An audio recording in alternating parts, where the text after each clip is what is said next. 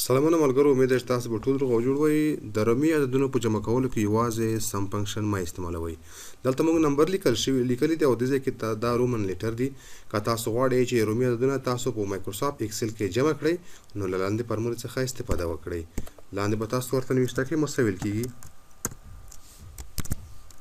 سم پروډکټ او بیا به تاسو ورته نوشته کړئ عربیک.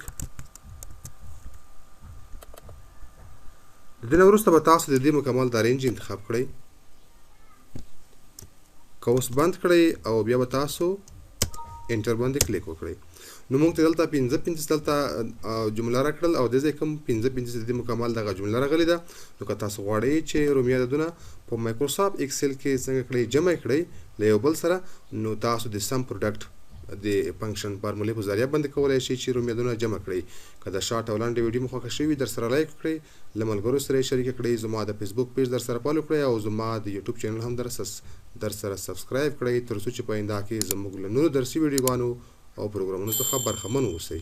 تر بیا کې چارې ښه وخت.